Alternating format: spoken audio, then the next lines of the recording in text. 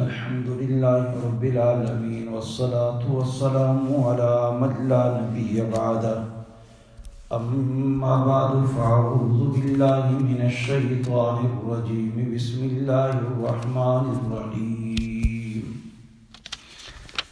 والنازعات غرقا والناشطات نشطا والسابحات سبحا فالسابقات سبقا فالمدبرات أمرا يوم ترجف الراجفة تتبعها الرادفة قلوب يومئذ واجفة أبصارها خاشعة يقولون أئنا لمردودون في الحافرة أَإِذَا كُنَّا عِظَامًا نَخِرَةً قَالُوا تِلْكَ إِذًا كَرَّةٌ خَاسِرَةٌ فَإِنَّمَا هِيَ زَجْرَةٌ وَاحِدَةٌ فَإِذَا هُمْ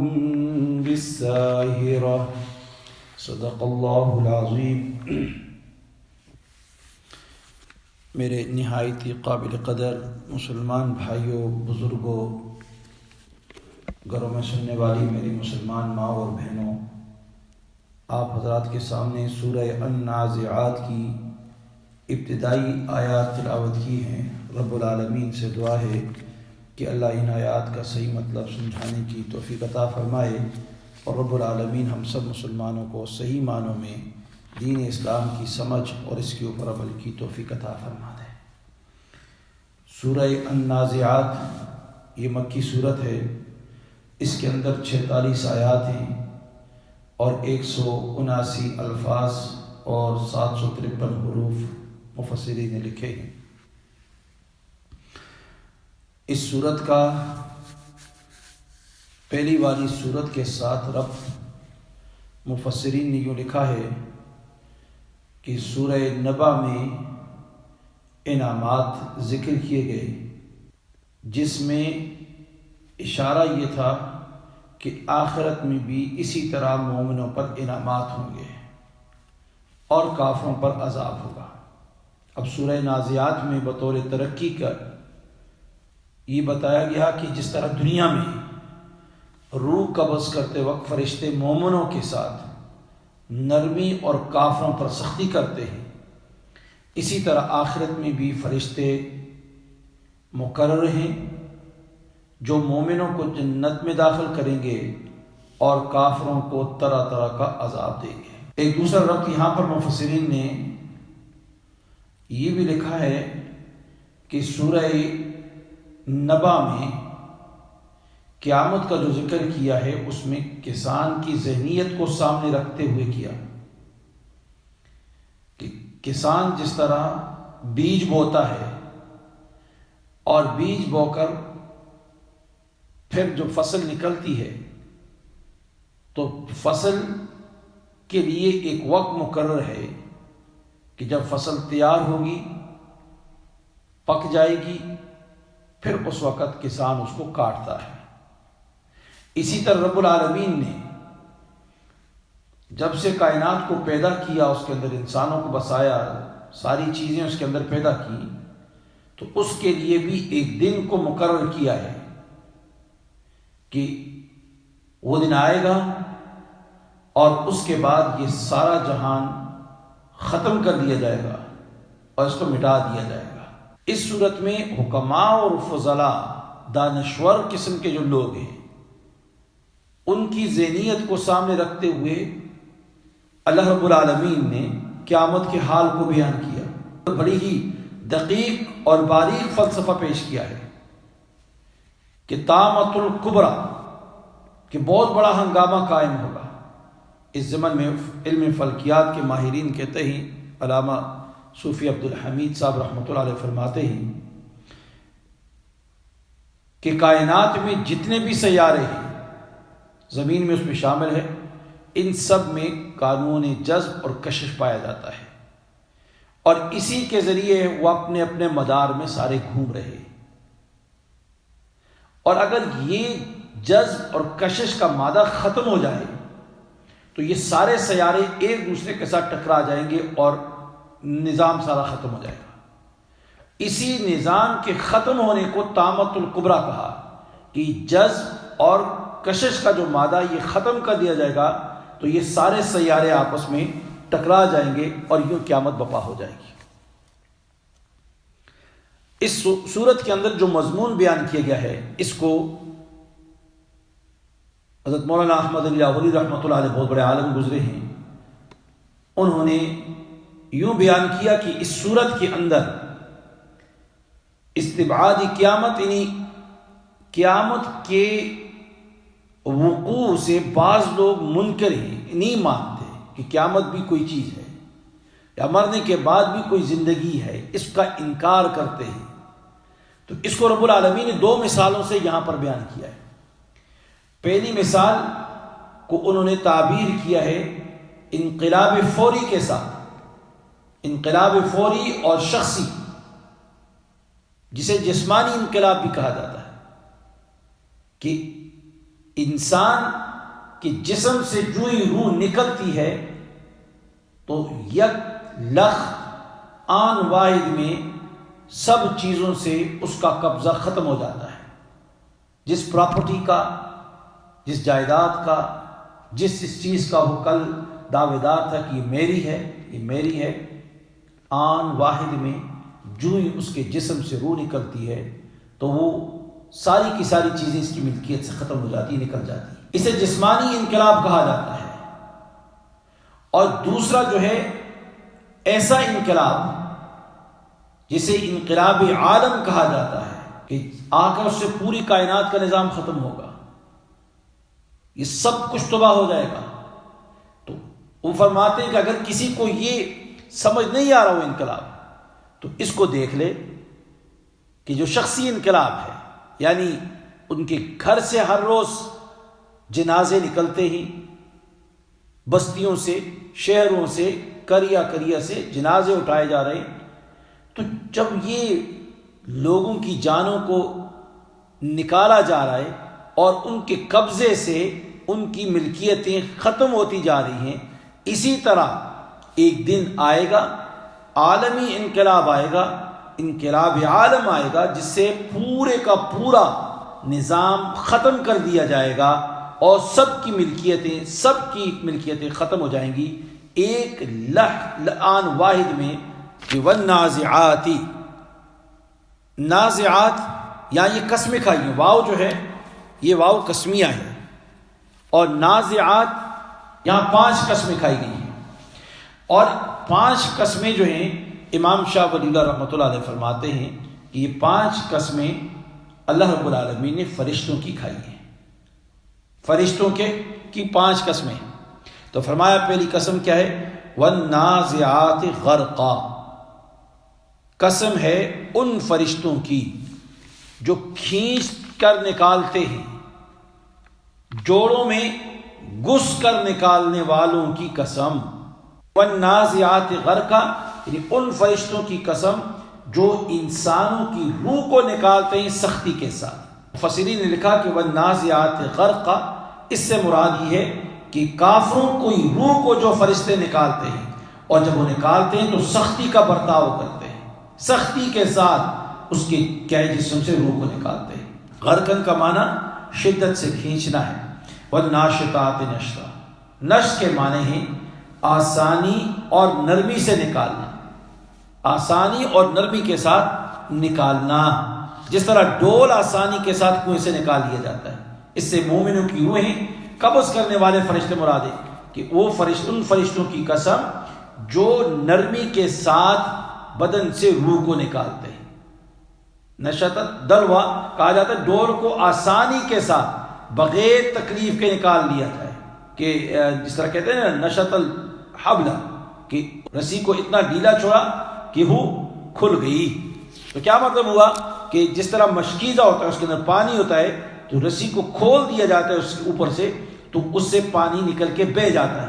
تو اسی طرح ایمان والوں کی روح کو جو فرشتے نکالتے ہیں تو اتنی آسانی کے ساتھ ان کے بدن سے روح کو نکال دیتے ہیں۔ اس طرح حدیث میں بھی آتا ہے کہ حضرت برا بن عازب رضی اللہ تعالیٰ عنہ وہ فرماتے ہیں کہ رسول اللہ صلی اللہ علیہ وسلم نے ارشاد فرمایا کہ جب مومن دنیا سے انقطاع اور آخرت کی طرف توجہ کی حالت میں ہوتا ہے تو سورج جیسے گورے چہروں والے ملائکہ جنتی کفن اور جنتی خوشبو لے کر آتے ہیں اور ایک حد تک بیٹھ جاتے ہیں اس میت سے فاصلے پر.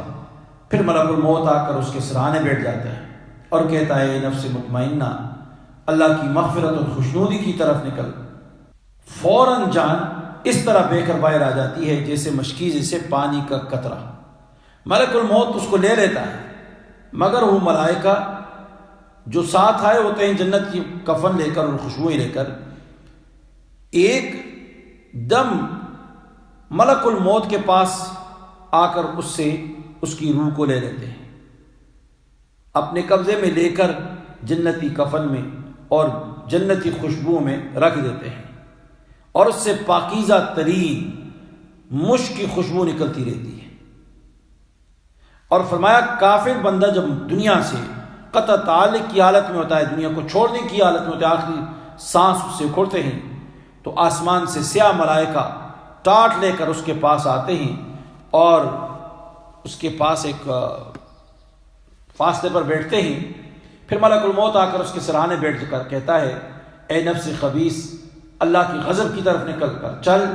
جان بدن کے اندر ڈرتی پھرتی ہے مگر ملک الموت اس کو اس طرح کھینچ کر نکالتا ہے جیسے خاردار تار جو ہوتی ہے کسی جگہ میں پھنسی ہوئی ہو تو اس کو نکالا جاتا ہے کھینچ کر نکالتا ہے. تو آخر اس کو وہ پکڑ لیتا ہے. اس کے بعد وہ ملائکہ اس کو لمحہ بھر تاخیر کیے بغیر لے لیتے ہیں اور ٹاٹ میں لپیٹ دیتے ہیں اور اس سے مردار کی بو کی طرح بدبو نکلتی ہے. اور ایک دوسری روایت میں آتا ہے کہ ملک الموت کافر کی جان کو رگوں سمیت کھینچتا ہے. حضرت عبداللہ بن مسعود رضی اللہ عنہ کا قول ہے کہ امام بغوی رحمۃ اللہ نے نقل کیا ہے ملک الموت کافر کی جان ہر بال اور ناخن اور قدموں کے تلووں کے نیچے سے کھینچتا ہے اور جسم کے اندر اس کو لوٹا دیتا ہے پھر کھینچتا ہے یہاں تک کہ جب وہ نکلنے کے قریب آ جاتی ہے تو پھر بدن کے اندر لوٹا دیتا ہے. کافر کی جان کے ساتھ اس کا یہ عمل ہوتا ہے کہ کافر کی جان.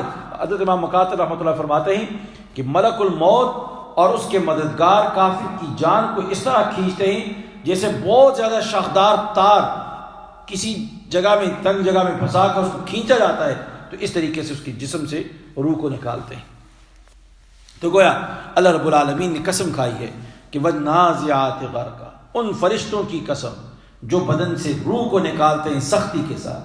وَالنَّاشِطَاتِ نَشْطًا اور ان فرشتوں کی قسم جو بدن سے روح کو نکالتے ہیں آسانی کے ساتھ.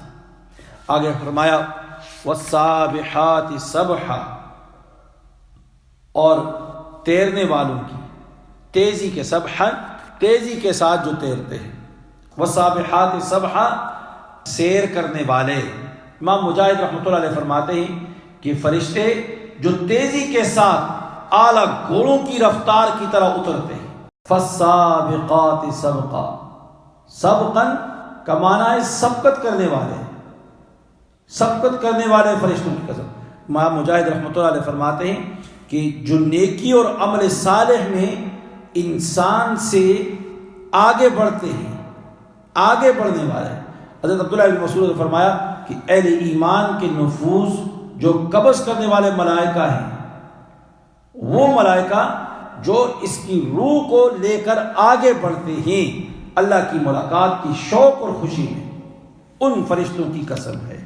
فالسابقات نے ایک دوسرا معنی مفسر نے کیا کہ وہ اپنے اپنے فرائض میں اور اپنی اپنی ڈیوٹی کے انجام دہی میں ایک دوسرے سے سبقت لے جانے والے ہیں. جو ذمہ داریاں رب العالمین نے ان کی لگائی ہیں ان ذمہ داریوں کو پورا کرنے کے لیے ایک دوسرے سے آگے بڑھنے والے ان فرشتوں کی قسم. حکم سے یعنی فالمدبراتی تدبیر کرنے والے کاموں کی امور کی جو کام ان کی ذمہ لگائے ہیں ان ڈیوٹیوں کو پورا کرنے کے لیے تدبیریں سوچنے والے. حضرت عبداللہ ابن عباس رضی اللہ عنہ فرماتے ہیں وہ ملائکہ جو مردوں کی روح قبض کرتے وقت ملک الموت کے ساتھ اترتے ہیں اور ملک الموت کے ساتھ آنے والے بہت سارے دوسرے فرشتے ہوتے ہیں ان میں سے بعض اس میت کی روح کو اٹھا کر اوپر لے جاتے ہیں، اور بعض میت پر کی جانے والی دعاؤں پر آمین کہتے ہیں، اور بعض میت کے لیے اس وقت تک دعائیں مغفرت کرتے ہیں کہ جب تک اس پر نماز نہیں پڑھی جاتی اور قبر میں اس کو دفن نہیں کیا جاتا، اس وقت تک بعض فرشتے وہاں پر موجود رہتے ہیں جو دعائیں مغفرت کرتے رہتے ہیں۔ ان ساری قسموں کے لیے، اور جواب قسم جو تھا وہ محذوف ہے، مفسرین فرماتے ہیں کہ جواب قسم کیا ہے کہ ان القیامت حق، کہ قیامت کا وقوع جو ہے یہ حق ہے، لتبعثن، کہ تمہیں ضرور اٹھایا جائے گا اور ضرور تمہارا حساب و کتاب کیا جائے گا۔ یہ قسمیں کھائی اللہ تعالیٰ نے قیامت کے اوپر کہ قیامت قائم ہوگی، قیامت کا وقوع ہے۔ میں قسم کھاتا ہوں کس کی؟ ان فرشتوں کی جو بدن سے روح سختی کے ساتھ کھینچتے ہیں، ان فرشتوں کی جو بدن سے نرمی کے ساتھ روح کو نکال لیتے ہیں، ان فرشتوں کی جو فضا میں تیرتے ہیں، فالسابقات سبقا، ان فرشتوں کی جو آگے بڑھنے والے ہیں، مدبرات تدبیریں کرنے والے، ان فرشتوں کی قسم کھا کے کہتا ہوں کہ قیامت کا وقوع برحق ہے، اور ضرور تمہیں اٹھایا جائے گا اور ضرور تم سے حساب و کتاب لیا جائے گا۔ اب یہ قیامت کا وقوع کب ہوگا؟ تو فرمایا یوم ترجف الراجفہ، جس دن کانپے گی کانپنے والی، راجفہ اس سے مراد کیا ہے؟ زمین، کہ جب زمین کانپے گی، زمین راجفہ جب زمین کانپے گی، تتبعها الرادفہ، اس کے پیچھے ایک دوسری آئے گی، اس کے پیچھے آئے دوسری۔ اب یہاں پر مفسرین نے فرمایا الراجفہ اس سے مراد ہے نفخہ اولا، پہلا نفخہ مراد ہے کہ جب پہلا نفخہ آئے گا تو اس وقت کیا ہے؟ زمین کانپے گی، زمین کانپے گی۔ اب اس کو نفخہ اولا کو راجفہ کیوں کہا؟ تو حضرت عبداللہ ابن عباس رضی اللہ عنہ فرماتے ہیں اس لیے کہ پہلا زلزلہ آئے گا، زلزلہ آئے گا، تو اس کے بعد دوسرا تتبعها الرادفہ، رادفہ کہتے ہیں پیچھے آنے والی، تو دوسرا نفخہ اس کے بعد آنے والا ہے۔ تو فرمایا قلوب یومئذ واجفہ، قلوب یومئذ واجفہ، اس کی شدت کو بیان کیا کہ کتنا سخت دن ہوگا، کہ جس دن دل جو ہیں وہ دھڑکتے ہوں گے، کتنے دل اس دن دھڑکتے ہیں۔ ابصارها خاشعہ، ڈر اور خوف کے مارے آنکھیں جھک رہی ہوں گی۔ یقولون انا لمردودون فی الحافرہ، کیا ہم پھر آئیں گے الٹے پاؤں، یعنی پہلی حالت میں دوبارہ ہمیں زندہ کیا جائے گا۔ مشرکین مکہ کہا کرتے تھے، استہزاءً کہا کرتے تھے، کیا کہتے کہ ہمیں مرنے کے بعد کیا دوبارہ زندہ کیا جائے گا، پھر ہم دوبارہ لوٹ کر آئیں گے۔ اذا كنا عظاما نخرہ، جبکہ ہم ہو چکے، ہماری ہڈیاں جو ہوں گی نخرہ بالکل بوسیدہ ہو چکی ہوں گی، ہڈیاں بوسیدہ ہو چکی ہوں گی، تو اس وقت کیا ہمیں دوبارہ زندہ کیا جائے گا؟ یہ استفہام انکاری ہے، یعنی ایسا نہیں ہوگا۔ تو فرمایا قالوا تلک اذا کرۃ خاسرہ، تب تو کہنے لگے قالوا تلک اذا کرۃ خاسرہ، اگر ایسا ہوگا تو فرمایا تو یہ پھر آنا ہے خسارے والا، یہ نقصان والا ہے، یہ گھاٹے والی واپسی ہے۔ اب خسارہ کیوں؟ خسارے کا کیا مطلب؟ مفسرین نے لکھا کہ جب اگر ہم واپس لوٹ کر جائیں گے تو اس وقت جب ہم جائیں گے تو ہماری زمینیں، ہمارے گھر، ہمارے باغ، ہماری جائیداد پر تو دوسرے لوگ قابض ہو چکے ہوں گے، اور ہم سب مل کر اس میں کس طرح گزر بسر کریں گے۔ اور یہ مطلب ہی دیا مفسرین نے کہ اگر مرنے کے بعد واقعتاً دوبارہ اٹھا لیا گیا تو اس وقت تو ہم بڑے خسارے میں ہوں گے، کیونکہ ہمارے پاس کوئی عمل نہیں ہوگا، ہم تو ہمیشہ اس کو جٹلاتے رہے، تو جب جٹلاتے رہے تو ہمارے پاس تو کوئی چیز نہیں ہے جس سے ہمیں فائدہ ملے۔ تو فرمایا قالوا تلک اذا کرۃ خاسرہ، تو کہیں گے تو یہ پھر آنا ہے خسارے والا، گھاٹے والا۔ فإنما هي زجرة واحدہ، اللہ تعالیٰ کی قدرت کا اظہار ہے، اللہ کی قدرت کا اظہار ہے۔ تو فرمایا فإنما، یہ ایک زبردست، فإنما سو تو زجرتن ایک آواز ہے. زجرہ آواز کو بھی کہا جاتا ہے, ڈانٹ ہے, ایک جھڑک ہے. واحدتن ایک, فانما ہی سو وہ تو ایک جھڑک ہے, ایک آواز ہے. فاذا هم بالساہرہ جب وہ لگائی جائے گی تو سارے کے سارے میدان کے اوپر آ جائیں گے. الساہرہ روئے زمین, اس سے مراد ہے زمین, اور مفسرین فرمائے یہ زمین کون سی مراد ہے؟ قیامت والی زمین مراد ہے. فانما ہی زجرۃ واحدہ, اس سے مراد کیا ہے؟ نفخہ ثانیہ مراد ہے کہ اس وقت ایک ایسی آواز ہوگی کہ اس سے تمام مردے زندہ ہو کر قبروں سے نکل کر زمین کی سطح پر موجود ہوں گے. اس طرح اللہ تعالیٰ ایک لمحہ میں ساری مخلوق کو دوبارہ زندہ کر دے گا. فَإِذَا هُمْ بِالسَّاهِرَةِ تو چاند نکل کر آ کر یہ میدان میں کھڑے ہو جائیں گے.